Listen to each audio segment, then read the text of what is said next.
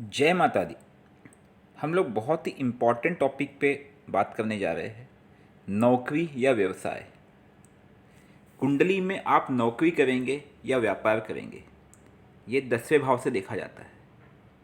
और 10वें भाव जो कि कर्म का भाव है, उसका 10वां, जिसे सप्तम भाव कहते हैं, वो पार्टनरशिप का भाव भी है।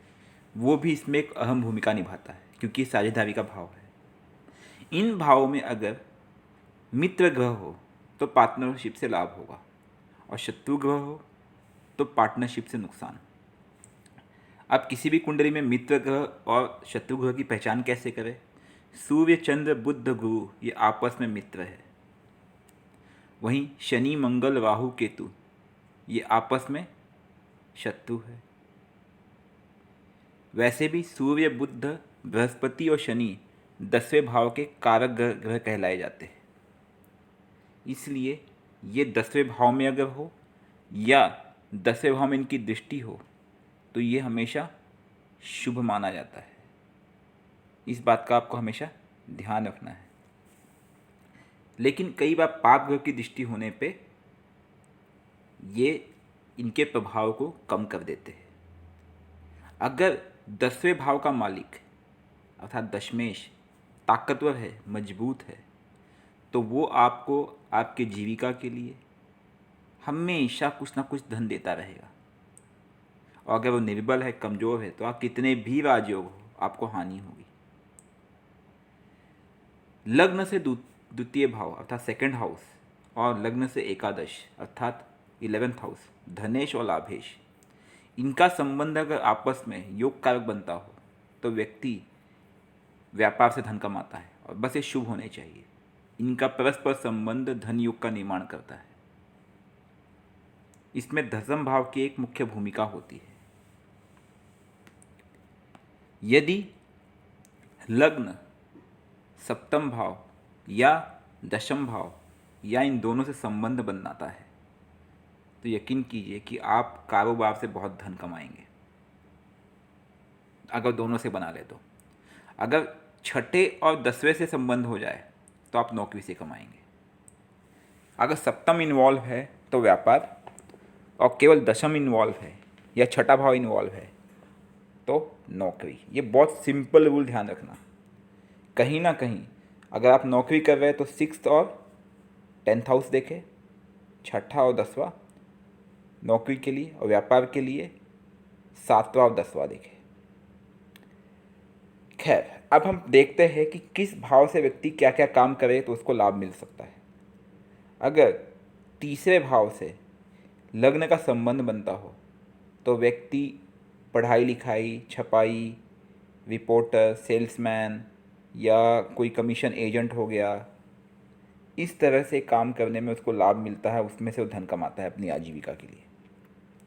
अगर यही संबंध सेकंड हाउस अर्थात धनेश से हो जाए या पंचम हाउस से, पाँचवें घर से हो, तो व्यक्ति जमीन जायदाद, घर, वाहन, शिक्षा या इन क्षेत्रों से कमाता है, क्योंकि पंचम भाव कहीं ना कहीं एक ऐसा भाव है जो भौतिक सुखों से भी रिलेटेड है, कहीं ना कहीं भौतिकता। तो इसलिए नाटक, सिनेमा या ग्लैमर की दुनिया से भी वो पैसा कमा सकता है। यही नहीं, अगर पंचम से संबंध हो तो व्यक्ति स्टॉक मार्केट या ट्रेडिंग से भी पैसा कमा सकता है। इसके साथ साथ वो ज्योतिष, तंत्र मंत्र से भी पैसा कमा सकता है। यदि दूसरे भाव और सातवें भाव से संबंध हो, एक साथ हो जाए, क्योंकि दूसरा भाव धन का कारक है और लग्न का संबंध इनसे बनता है, तो वो विवाह मंडल या पार्टनरशिप या कानूनी चीज़ों से पैसा कमा सकता है। ये कुछ सिद्धांत है जो मैं आपको बताए जाऊँ एक एक करके। अब कई बार आप देखोगे, कई बार किसी की कुंडली में 10वें भाव में एक से अधिक ग्रह पाए जाते हैं। उस समय आपको ये देखना होता है उनमें बली कौन है।